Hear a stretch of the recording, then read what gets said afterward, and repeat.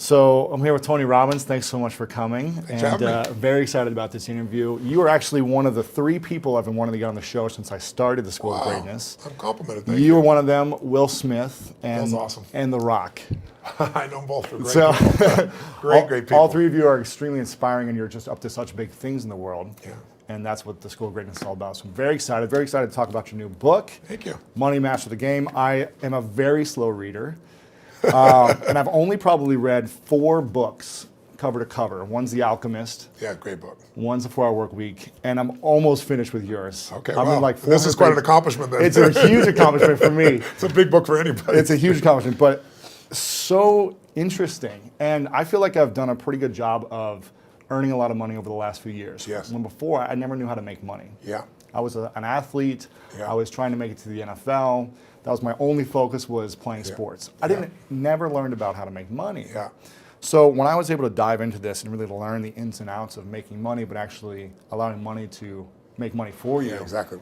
Make money while you sleep. Make money while you sleep. It was so interesting. And I feel like I've done a good job of making money over the years, but there's so much more in here that I'm like fascinated by. Well, it's interesting because I did the same thing. You know, I come from a very poor background, and we had no money for food at times, quite literally, and it was rough. So I want to make sure money wasn't an issue for my future family. So I figured out how to make money, and I figured when I was 23, I figured how to make $1 million in a year. And I went from 38,000 to $1 million, and you don't do that by some new strategy. It was a psychological shift as well as a strategy shift. Right. But then I made the same amount of money for 7 straight years, even though I built a dozen more companies. I helped more people than ever. But it was like unconsciously, well, you want more than $1 million? What are you, are you greedy? and I was actually staying, where was I? I was in Milwaukee, Wisconsin. And I arrived at 2 o'clock in the morning on my birthday. I didn't have a private plane, so I had to go like 4 different connections from where I was. And I get in this place, and it's a horrible place, and I call my kids, and I'm talking to this woman on the phone named Maria, who used to run my house and take care of my kids.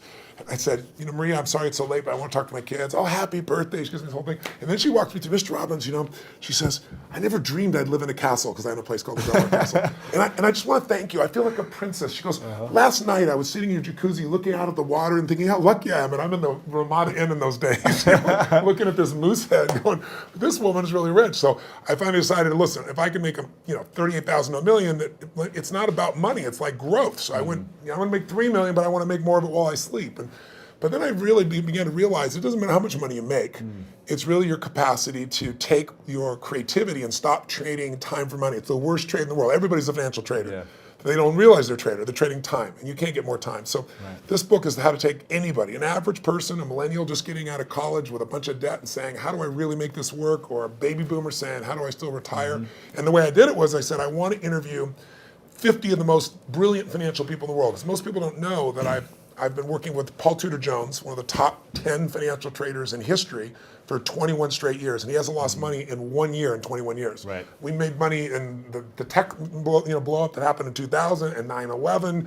In 2008, when the market was down 51% from top to bottom, he made 28% positive, right? Incredible. So every day, literally, he emails me, I monitor him, I come see him, I work with him, and he pays me 7 figures a year to be able to do this, and I've been able to continually help him go to the next level. But quite frankly, I've learned more from him, I think, than I could ever teach him. Right. And he helped me open these doors. So this book is the best from every self-made billionaire that I could find. Carl Icahn, I'm sitting down with this guy. He just made $2 billion in the last 18 months off a $30 million investment off Netflix. He sent an email or a tweet out about Apple saying it was undervalued, and 2 hours later it was worth 17 billion more by a tweet. Wow. So the people I've got to hang with over the last 3-4 years I've got a PhD in finance from the people controlling the world's finance. And what I've tried to do is, the reason I did that is make it simple, bring it so I could train anybody else. Because in this business, what you don't know will hurt you financially. So I want to know how to protect people and how to help people maximize. And that's why I did the book. It's incredible. And what I want to know is why we weren't taught these things growing up. Me too. Tell me. Right? So if they were like, okay, Tony, we're giving you the key to the education system. Yeah. And how would you apply, what teachings would you apply into about finances, learning about this, how to generate wealth as opposed to trading time for money, but really leveraging it and investing it the right way? What would you start implementing? Well, the first thing you want to teach anybody, a child, a kid, anybody, is that you'll never earn your way to freedom. You just don't. You look around and you see, Curt Schilling, if you remember from Boston Red Sox, made $100 million a year. He's broke, bankrupt. I asked Warren Buffett, I said, what made you the wealthiest man in the world? And he smiled and he said 3 things. He said, living in America, great opportunities, having good genes, so I lived a long time, and he said the last thing is compounded interest. And we all know about compound interest, but I give the example in the book of this guy, Theodore Johnson, worked for UPS, never made more than $14,000 in income in his entire life in a year. And in old age, he was worth $70 million. And how did he do it? All he did was he took a percentage of his income. His percentage was 20%. Now, his family said, we can't save any money. But he met a friend who said, if you pretend there's a tax, and the tax just took the money away from you, and you never see it, the money just comes out of your account and goes in an investment account, you'll be financially free. And so he was disciplined. He didn't look at it. It happened. $70 million by compounding. So people's mistake is, and kids don't know this, adults don't know this, that you won't earn your way there, but you can compound your way there. Yeah. What I wanted to do is say, where do you put that money?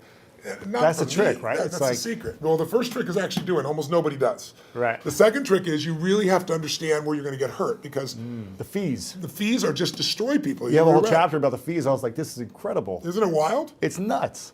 Like, I mean, you lose so much money just on the fees. Well, just so people have an understanding, 96% of all mutual funds never match the market. I mean, they never beat the market.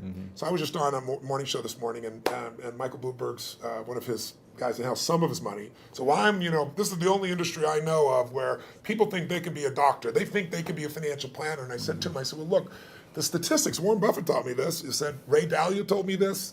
David Swenson, who took Yale from $1 billion to $24 billion in 2 decades. These are people telling me this. Right. Nobody beats the market except a couple unicorns that nobody has access to. And I said, I didn't say you're not one of them, but I said, here's the truth. 96% of mutual funds don't match the market. That means 4% succeed. Now, what are your chances of picking the right mutual fund? People don't know what they're doing. They put their money in a 401k. They pick a mutual fund not knowing what it is. If you play blackjack, and you and I play, and you get 2 face cards, and your inner idiot says, hit me, I want to give 1 chance in a million, I'm going to get an ace. You have an 8% chance of winning. Right. If you try to get a mutual fund, you got the 4% chance of winning. So what I show people is not only do you not get the result, thinking logically, if I hire someone else to do it, they'll do better than me, but in addition, you pay around 2,000% more than it's worth, meaning you get the same exact product, the same stocks. If you own the index, right? You own a piece of all of America's best companies, say the Vanguard 500 index, 500 top companies, that costs 0.17%, like less than 0.2% versus the average mutual fund is 3.17. Incredible. So compounded over time. But first, just hear that so you understand. It's like the average car sold in America is a Honda Civic. It's $20,000. You can get the Honda Civic for $20,000, or you can pay $350,000. That's the difference between 0.17 and 317. But if you look at it over a period of how old are you? 31. 31, okay. So let's assume you and a couple buddies at 35 managed to put aside $100,000, and you manage not to add any more money, but to grow it at 7% in spite of ups and downs in the market. And you're 65, how much money do you have? Well, if you paid 1% in fees, over those 30 years, your $100,000 became $574,000. Not bad for never adding another dime. Right. If you had 3% in fees, had the same growth, but 3% in fees, you now have $324,000. Almost half as much. $250,000, 77% less money. And you had the same return. It was just the fees. So the world, most people, you ask them, what are your fees? They have no clue. Right. So I've created a site where people can go, they can type it in, you find exactly what your fees are and what you should be paying. And it's highway robbery. Where in the world would you pay 2,000% more for the same exact product? You can only do it because the financial industry makes things so opaque, so convoluted, and people feel overwhelmed. And hard to understand. Very hard to understand. That's why I try to come in here and go, look, time to become the chess player, not the chess piece. Yeah. Let me teach you so you understand what's going on. It's not that complex. They use all these big words, but when you know what's going on, you don't get screwed, and more importantly, you take advantage of the system instead of letting the system take advantage of you. Yeah, I like that. Now, you've coached some of the world's greatest athletes, former presidents, biggest CEOs. Who coaches you? I've had a lot of people asking me to ask you this question. Yeah. Who mentors you, who coaches you today? I have always looked for people that were playing the game at a different level than I am and or knew the road ahead. I always tell people, anticipation is power. If you ever play a video game against a child, it's pretty disastrous, right? Maybe not for you. You're maybe a different generation. But for me, it's like, it's not the kid is faster and smarter. If they played this game before, like 8 million times. So they know the first shot's here, the second shot's here, the third shot there, and you're like reacting. So when you're reacting to things, you fail. So my mentors have been people over the year, different people. My earliest mentor was a man named Jim Rohn. He was a personal development speaker, just touched my life.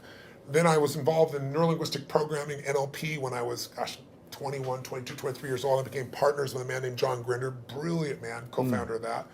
But in my last couple decades, it's been people like Peter Guber, who owns the LA Dodgers and owns the Golden State Warriors NBA team, and he's just brilliant. He's got 52 Academy Award nominations.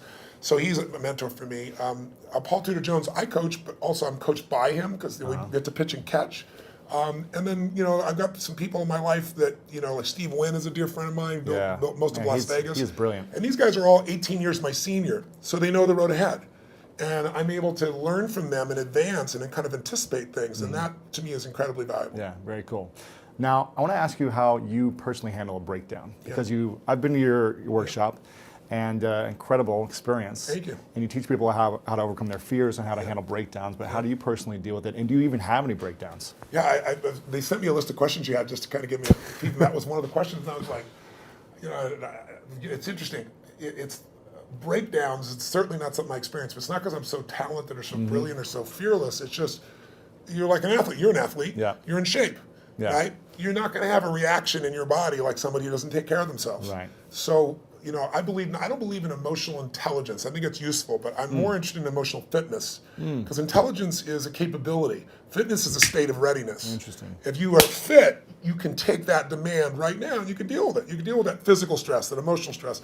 Same thing's true with psychological fitness, emotional fitness, right? So I'm pretty fit, and part of that is not because I'm so smart. Part of it is that I've taught this for decades. I remember I had a woman who came to one of my seminars in early 80s probably, and she would run in this room, 10,000 people. I think it was, she went a couple of 10,000 person events, and she would get in this front row and fight her way through there.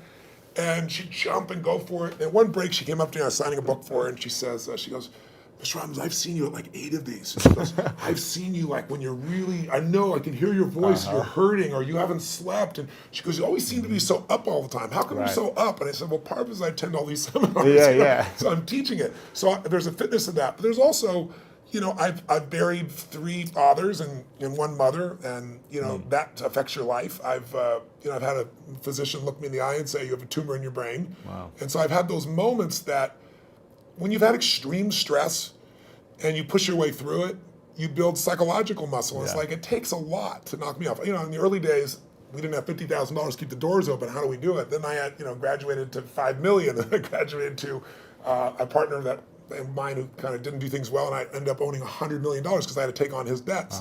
$100 million.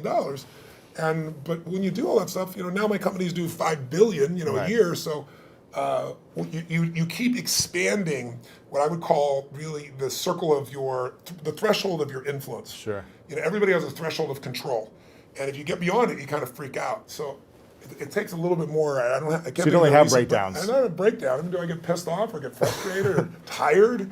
Yeah, but a breakdown, honestly, no. So how do you handle it if you get tired of something? I sleep when I can. Okay, cool. I mean, it's pretty simple.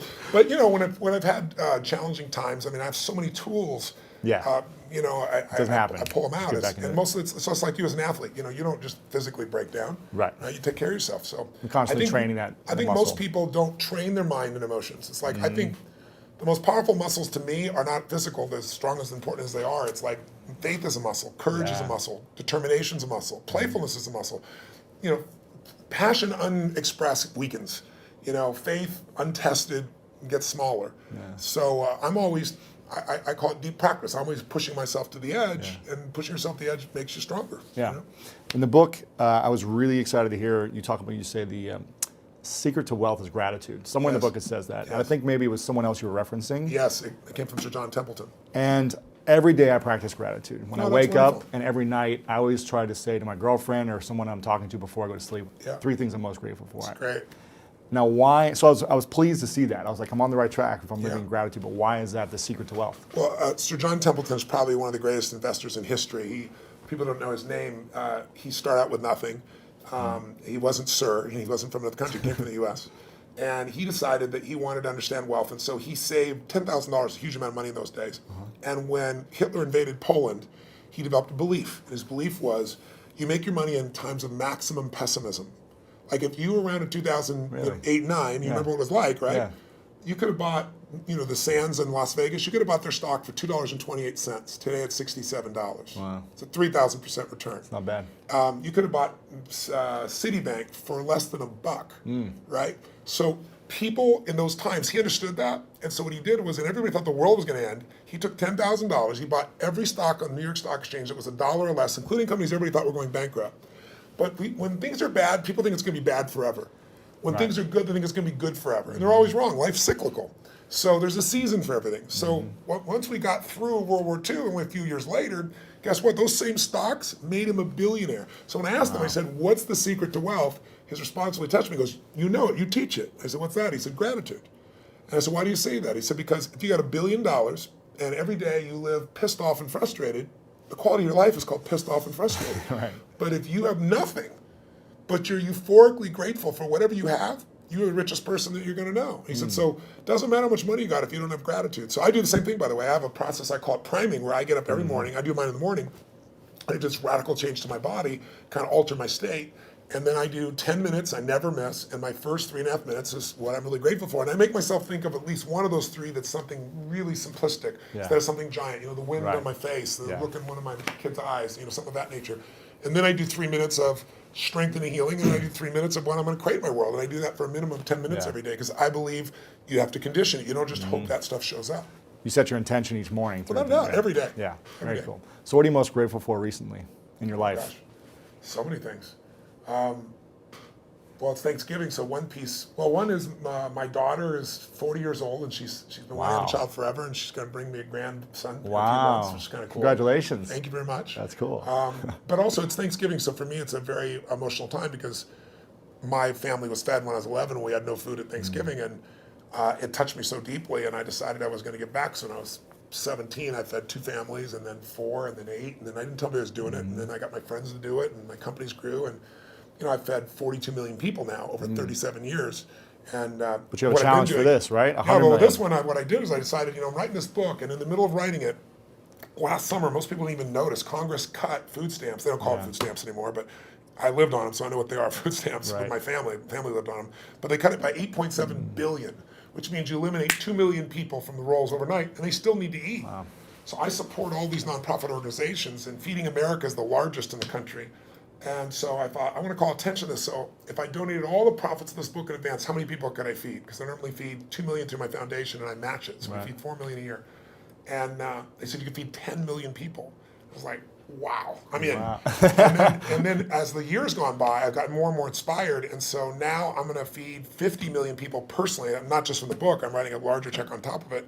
But also, I'm working with Feeding America to get matching funds to feed 100 million people. Incredible. So to go from my family not being able to eat to feeding 100 million people is a pretty amazing sense of gratitude and a sense of grace. And I've done my part, but there's been grace in that as well. It's amazing. It's incredible what you're doing, and very inspiring. So thank you for doing that. So anybody gets the book, You're feeding I'm not getting any families. from it. It's for you. Yeah. But it also feed on average 50 families every book. 100% is being donated. 100%. Not only 100%, More than that. Yes. That's amazing. Yeah. Now, I think I also read in the book, I don't know if you said this or someone else said this, but the key to living is giving. Yes.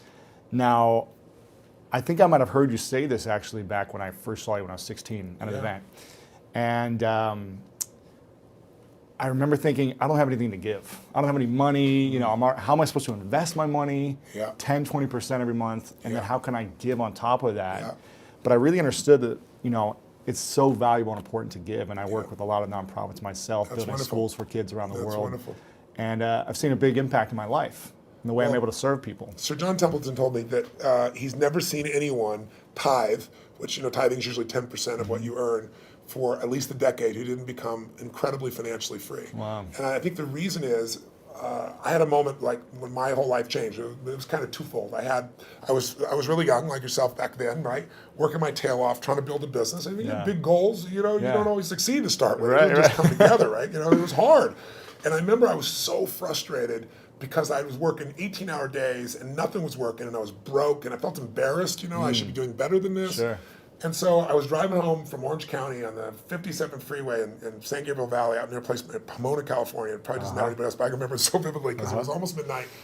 And I was at this breaking point. And then I was like, why am I not, doing better? And then I just pulled over the road, and I used to keep these journals. I still have them, written journals. And I wrote in big lines, the secret to living is giving. And I started to cry. And I realized I am so focused on what am I not getting. Receiving. I'm not focusing on what I'm giving. Yeah. So for 6 months, man, it turned me around. But then, something else to get in your body. It was in my head, it was in my heart, but it had to get in there to stay. And I started going through some really tough times, and I lost everything financially. And I was mad at everybody because I'd loaned a friend $1,000 and, I'd been doing well. And he didn't even return my phone call. Oh. And what changed me was I was down to, I don't know, $22, $23, something like that. I don't know, it was $24. Enough that I knew that I didn't have money for food for the next week, clearly. And I didn't have any prospects. And I was living in Venice in this 400 square foot bachelor apartment, feeling sorry for myself, getting pissed off. And I thought, you know what, I got to eat. So I'm not going to drive my car because I'm not going to spend the gas. I'm not going to pay for parking. Sure. I'm going to go to an all-you-can-eat place and load up for the winter, right? So I can get more, like one meal a day. Right. And so there's a place called Marina del Rey, not far from Venice.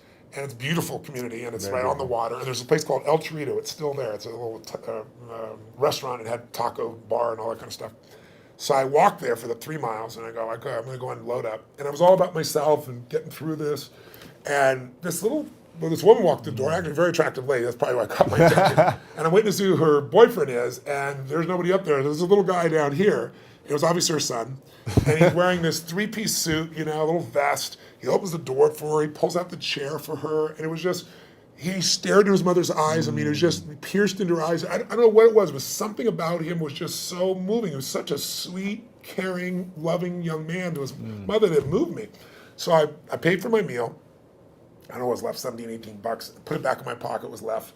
Walked up to this young man, introduced myself, and I said, hi, I don't remember his name. I think he said his name was Ronnie. And I said, Ronnie, I said, you're a class actor. I saw how you opened the door for your lady. I saw you held out the chair for your lady. He goes, she's my mom. I said, that's even more classy. Right. And I said, so cool that you're taking her out to lunch like this. And he goes, well, I'm not really taking her lunch because I'm just 11 and I don't have a job, Right. I said, yes, you are. And I had no plan. I just reached in my pocket, took all the money I had, changed dollar bills, and threw it right there in front of him. He looked at me like this. He goes, I can't take that. I said, sure you can. He said, well, why? I said, because I'm bigger than you are. Right? And he got this big grin on his face. His eyes got this big. And I just shook his hand. I didn't even look at his mom. And I just walked out the door. But the reason I tell you the story is I had no car. I had no money. I was euphoric. I was like flying home. I was like, I probably looked like an idiot, probably skipping or something. I mean, I was just, and what I felt was, I should have been like, what the hell did you just do? I have no meal, or are we going to eat? Right. I went home that night, I laid out a plan, and the plan was going to take me, 10 days, 2 weeks. So I thought, well, people fast for a week. I could fast for a week, that type of thing. And I have this great mindset about it. And I woke up the next morning, and I get the old regular snail mail shows up. And it's this guy I've called a zillion times who wouldn't return my call. I open it up, there's a check, $1,000 plus interest and an apology. Wow. So I'm sitting there and I started to cry, honestly, and I was just like, why did this happen, And I don't know if it's true, but I decided that day this happened because I did the right thing. Because I didn't have a plan, it wasn't a strategy. I just felt this little soul beside me. I knew it was right, and I did it. And I didn't do it because I thought I could or I couldn't. I didn't even think about it. And that's the day I became a wealthy man, because I didn't have any money. But scarcity left my body. And I had plenty of ups and downs since that time in various times in my life, but I never went back to that, oh my God, how's it going to happen? Yeah. It's like breathing. Do you stop and say, God, is there going to be any air before you take a breath? You know it's going to be there. Right. You don't run your life by that aspect. And so that to me is what it's about, is showing people, if you won't give a dime out of $1, don't bullshit yourself. You'll never give $1 million out of 10 million or 10 million out of 100 million. It's just not going to happen. Right. But if you can do that now, you don't ever get beyond scarcity. You start behind it. You make a decision to get beyond it. So how does someone, when they're living in scarcity, they're living in fear, and it's like this emotional feeling, it's in your body, like you say, when you're like, I can't even pay for my meal, how am I going to start giving? What are some things that people can do to start overcoming that mindset, or start strengthening it, or shifting it? So I'll tell you a couple things. I'll tell you what I did when I was first on my own. I got my mom kicked my dad out when I was 17. She was a very powerful woman. I had 4 fathers, so they all learned how to get the boot. She thought I was on his side, so she kicked me out next. I was 17. She chased me out with a knife. She wouldn't have hurt me, but I wasn't going back in the room. Wow. And so I had to figure out what to do. And I didn't place to stay, and I was staying in somebody's laundry room for a while, and then I started reading and feeding my mind, and then I developed this little system, and the system was really simple, and I tell people now, as I say, number one, every single day, you got to feed and strengthen your mind. Until you do that, you're always going to be in fear. Because fear is automatic. The human brain is designed for survival. It's not designed for success. Your brain is not designed to make you happy. That's your job. Right. And the only way you're going to do it is if you feed your mind, because otherwise, weeds grow automatically.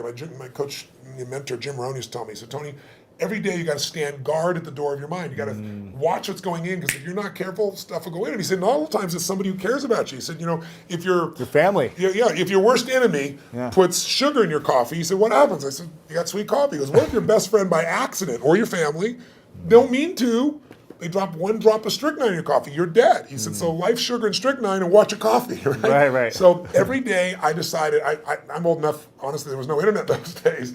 I'm pretty ancient. I used to go to the library because it's the only place you go. And I'd read biographies. I'd read people's lives, and it'd make me go, wait a second, as bad as I think it is, the greatest people in the world had it worse. Sure. So there's something here. So you feed your mind. Jim Rohn used to say to me, skip a meal, but don't skip reading. He said, read 30 minutes a day. I don't give a damn what it is. And today, I don't mean internet crap. I mean, read something, a biography, read something that's a strategy, read something that's going to change your life. And the second thing I tell people is feeding your mind's great, but you got to also strengthen your body. And you do that as an athlete naturally. I learned to do that because fear is physical, right? You know where you feel it. And if you go work out, if you go lift, if you go run, even if you're out of shape, you just go for an intense walk, that experience alone changes your life. Every day of my life, the first thing I do before I do my priming, if I'm at one of my homes, I jump in some hot water for fun, and then I jump in freezing water. And I have, a river, in one of my homes in Sun Valley, and I've got cold plunges everywhere else. So I go in 57-degree water, boom. And what it does is it's teaching my brain, I tell my brain what to do, and it does it. It doesn't feel like it, doesn't want to do it, and every cell in your body is alive, right? So it doesn't have to be 2 hours worth of something. It can be something you do for 30 seconds, but it's training your body to be strong, because a strong body creates a strong mind and vice versa. Yeah. The third thing I tell people is find a role model. It seems impossible till you see somebody who's done it. So, Ray Dalio is one of the greatest investors in history. The guy was a caddy, right? His dad was a jazz musician. His mom was a homemaker. He's worth $14 billion. He found someone to mentor him. He found multiple people to model. Right. You don't always find a mentor, but you find somebody you can model. And when you start seeing that somebody else can do it, and you see they really did, you start to believe, you start to get certainty. And then the fourth thing I tell people is it's massive action and constantly change your approach. And then it's find somebody worse off than you are and help them. Because when you do that, it gets you out of yourself. And that's what I really have people do. That's what we do at Thanksgiving. We have our basket brigade where 2 million people get fed. Amazing. Not the one I do, the one that I get people to do. And it's amazing. People go in there and they see, my God, I thought my life was tough, but look at this person's life. It makes you appreciative. It puts life in perspective. Yeah, very cool. Now, talking about feeding the mind, Yes. if you could only leave 3 books behind, it's the end of your life. To who? 3 books behind to your kids. Yes. And or the message to the world of here's the 3 most important books that you should read. That's tough. What are those 3 books that all the books I've read through? You can only pick 3. That's a tough one. I don't know if I can do that, but I'll tell 3 off the top of my head. I'd say Man's Search for Meaning, Viktor Frankl, because all of us in our lives are going to experience extreme stress. I don't care how much money you have. I don't care how many people love or respect you. You'll have your time. It might be a health issue in your family. It might be something happens to the economy. There's something happens to all of us. And so to see how people that were put in the most insane, unjust environment, people that were in Auschwitz, how they dealt with that unbelievable situation and how the ones that thrived in spite of it, and to go through Viktor Frankl's way of understanding how to create meaning in your life, I don't think there's a more important book. I think maybe another one might be As a Man Thinketh, because it's a book that you can read dozens of times in your life. It's small, and it's the core of everything. As you think, so you are. I mean, obviously the Bible is an extraordinary book, or whatever religious document a person believes. I'm personally a Christian, but I tell people whatever you believe, you need to practice it, whatever it is. Because there are many different ways of connecting, to what has created us. And then that's 3 already, but I give you one more. I think another one that's important would be understanding the life cycles of humanity. There's a book called Generations. It's a big book. It's, I think, 1,000 pages, 800 pages. Bigger than this book. Much bigger than this book. But it's a book worth reading because it shows you how, as every 100 years, 80 to 100 years, we run through the same cycles. Like what we've just gone through economically in 2008 happened 80 years before. And you can go through 1,000 years of Roman history and you see it. And then when you begin to be able to anticipate what's coming, you know how to take advantage of the season. Some people freeze to death in the winter. People that are prepared might snowboard or ski and have a good time. So it's a brilliant book, and it's by Strauss and Howe. It's worth reading. Cool. All right. So those are 4. I'm curious. Why didn't you recommend one of your books? I don't think I'm the greatest book in history. I'm just teasing. I'd frankly have put some in an event. Exactly, yeah. Events are incredible. This is a question from your son.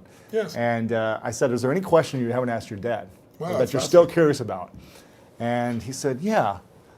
He's pretty calm, actually. He's a calm guy. He's not outrageous like you. He's pretty outrageous. And he said, my dad does everything on such a big scale. Everything is big. Everything is huge, impactful. It's like the biggest it can be, the best it can be. Yeah. He said, but I wonder what something small he's done that he's so proud of. So is there something small you've done? An example was you giving money to, that child was a great example of that. But is there something recently you've done that's so small that you're like really proud of?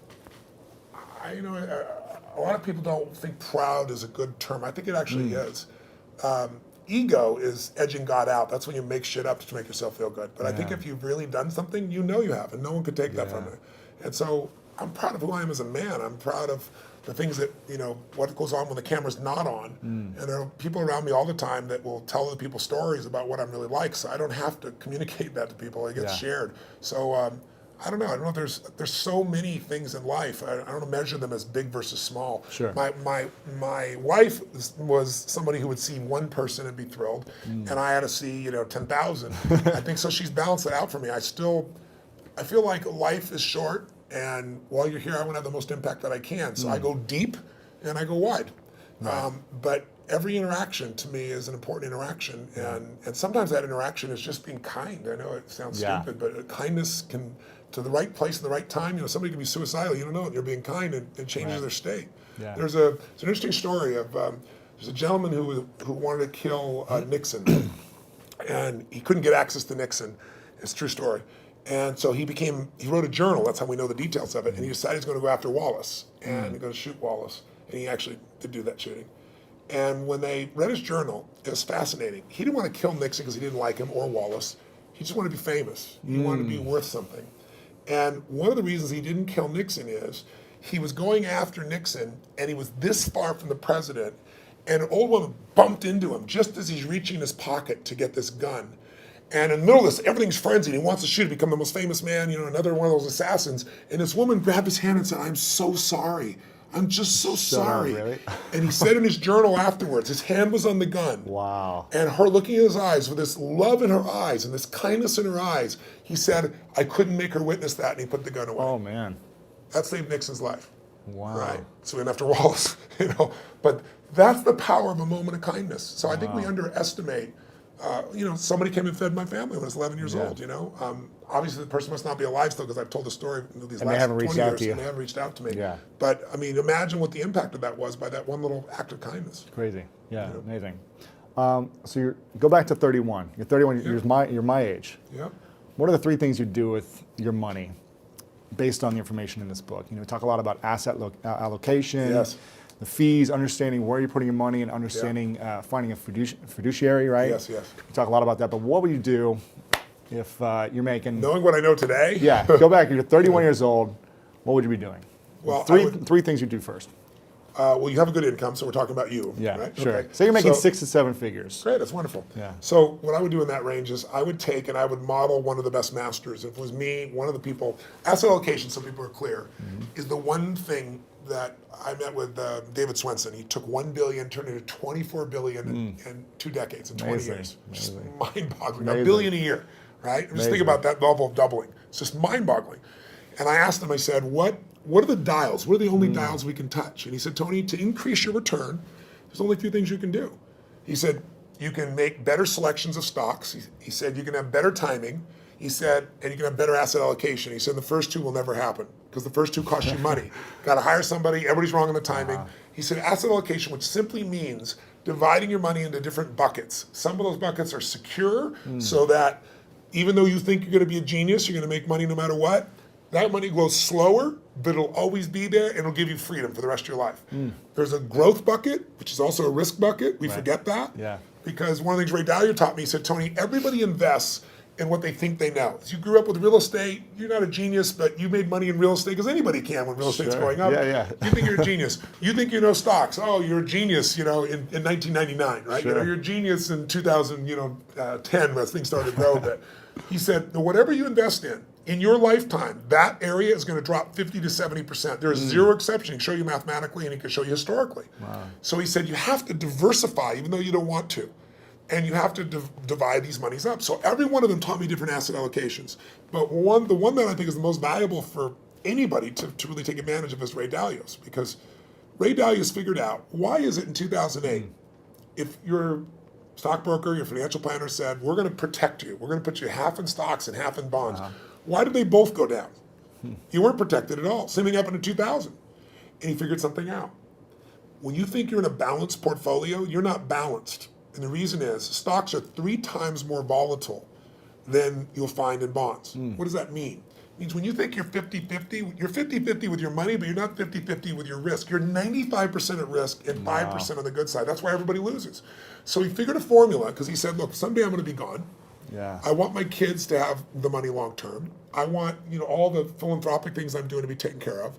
So he spent 15 years studying the markets and figured out, how do I design a portfolio that'll make money every time? Like if it loses money, it lost in 75 years, it's lost 1.6% when it's lost, but it's been right 85% of the time. Wow. If you went to Vegas and you had a plan that worked for 75 years and made money 85% of the time, and when you lost 1.6%, and when you gained more than 10%. The biggest loss in 75 years is 3.95%, less than 4. Wow. So why did people not make it in the stock market? Because when you take a 50% hit, they all say stay in. Nobody, the average person never stays in. Sure. If you look at the last 20 years, the average person, the stock market over 20 years, from 1993 to 2013, has averaged 9.2%.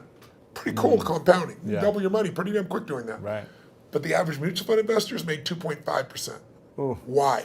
Because they freak out, they sell when it goes down, they buy when it's looking good, which is the wrong time to buy it. They don't know what to do. So what Ray Dalio's strategy does, and by the way, he's never shared this strategy ever publicly. And he gives it in here. He gives it in here, which is mind-boggling. Very cool. I pushed him, I teased him, I cajoled him. In the end, I said, look, you're not taking any more money. Help the average guy out. He lays it out. You can do it yourself, or you can have someone else do it for you, but it takes 15 minutes a year and 85% success over 75 years. Wow. And I could take any time period. The last 30 years, he lost money 4 times. One of those is 0.003%, so it's really break even. So, and again, the most he ever lost, less than 4%, average 1.9%. Right. So if you're looking for a plan, I'd put some money there. And the other money that I would do is I'd take some of that money and I'd look at what are the biggest trends. I have a lot of my money also in senior housing. And the reason is twofold. It's a demographic inevitability. There's this giant wave of baby boomers, and there isn't enough senior housing to take care of them. And I like it. I like to create a quality place for someone to be able to be lived and taken care of and so forth. But there's huge income from it, and there's the growth in the asset itself. Sure. So I'd be looking at what are the big trends, but I would make sure I locked down a segment of my money that I took a percentage of my income no matter what, and I made it really big, and I made it so I'd never have to work again. Sure. And that's where I am now. I don't have to work. And what's ironic is, when you interview people that make at least $750,000 a year, right, just under $1 million, 80% of them say they'll never retire. When you interview people that make a very little amount of money, they all talk about wanting to retire. Right. And the people that do retire say they'll retire after 75. Like, Steve Wynn's my buddy, he's 72. Warren Buffett's 84 now. Still working. I met with Jack Bogle, who created Vanguard. He's been in the business 63 years. Wow. He's 85 years old and such a genius. Sitting down there, he spent 4 hours with me, by the way. He came by for 45 minutes. He wrote in the book here, he goes, Tony Robbins came by for 45 minutes. 4 hours later, I had the most provocative and probing interview of my life, he said. But the guy's still in the game. Because the real goal is not to have to work. If you don't work, you'll go stark raving mad, because we all need to be productive to feel alive. Yeah, interesting. A couple questions left for you. Sure. One of them is, what's your definition of greatness? I don't know. I think everyone has greatness. I don't like that separation. I respect it, because in sports, I think it's really easy to measure. But sports is one aspect of life. I think everyone has the opportunity to be great. To me, being great is being outstanding, to stand out from all the rest. And as you know, in sports, it can be by a few microseconds, right? In the Olympics, it could be a nose hair, and you stand out. If you stand out, you show other people what's possible. Not everybody likes that. Some people get angry and think you're showing them up. Other people get inspired. I've always been inspired by somebody who's the best in the world at what they do. And so I think greatness is somebody who just will not settle and finds a way to do, be, share, and create in life what they want, as opposed to fitting in. I think most people are trying to not be rejected. I wrote in this book, I took a quote from Aristotle saying, how do you really live your life? Well, if you don't want to upset anybody, it's really simple. Don't do anything, don't say anything, don't be anything, and everybody will like you. Know? But if you want to have a quality life, I think you just have to put yourself on the line. And so to me, greatness is people that put themselves on the line, they keep growing, they won't settle. So what's next for you? What are you still up to? I mean, why are you going after inspiring 100 million people, feeding 100 million people? What's next? Why not? Right? It's like, what else are you going to do with your life? I look at, there are lots of challenges. I mean, this was a problem I wanted to go after. It's a problem because people are being abused by a system that nobody means to abuse it. It's just, it's not an evil system. It's just, you have large corporations that are set up to make a profit, and that's their job. They're not set up to make you as an investor more profitable. So they take care of their shareholder first. So they get all the fees they can. They manipulate the system. So I want to give people freedom. To me that's valuable. But what I do with my life is I look at what I see that moves me. I mean, I always tell people ask me about speaking, they say, how do you be an effective speaker? I said, don't speak about shit you're not passionate about. And that you don't have a true edge where you can help somebody. If you can add massive value and you're passionate about it, then talk about it. Otherwise, shut the what up. That's my view. So when I find things that I'm very passionate about, I like to go deep. I think we live in a Facebook world, a Twitter world, a tweeting world, texting world, where people are, by technology, not realizing they're becoming more and more shallow. I mean, there are people ending relationships by texting now. It's like, just, are you kidding me? They go, why is the person upset? I can't understand. Did you see this? I texted you. And I look at them going, are you kidding? But technology is making us think that our Facebook friends are our friends. I mean, give me a break. There's only a few friends you can go deep with. You can't have 10,000 friends and go deep. And I think a lot of people are dissatisfied because technology is making us go faster and faster. So I look for things to go deep in. And I think in our lives, there's a few areas that matter. Your body, your emotions, your spirit, your relationships, your economics, your business. Those half dozen or so areas I like going deep in, and I'm going to keep doing it. Sure. Chad Moretta asked me he said, all the interviews you've done lately for promoting this book have been very intellectual. And he said, I'd love to see you get him in his physical state and show your move. So in a second, I want to see if you'd be open to doing a thumb wrestling and getting into state so we can show people how you do this. If you're open to it. If you're open to it. In a second. You go to getting in state. Getting in state that's not what it's about.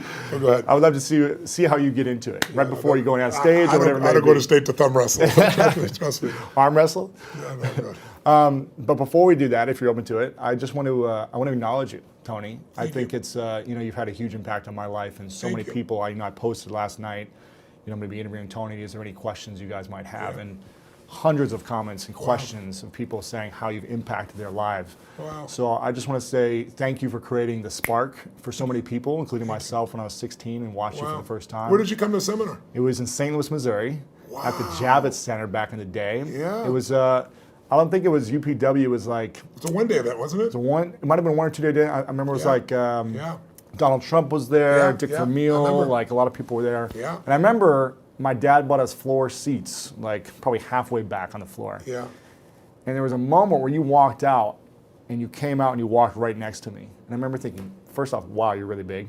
Well, you're pretty big yourself. I was smaller then, but I remember thinking, how, this is so inspiring that someone can take an idea of what they want, their vision, and create it and manifest it into speaking in front of thousands of people and really adding so much value to the world and so many people's lives.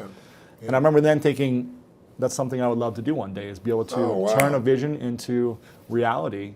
And so I want to acknowledge you for creating the spark in so many people. Every workshop you provide, so many people are moved and changed.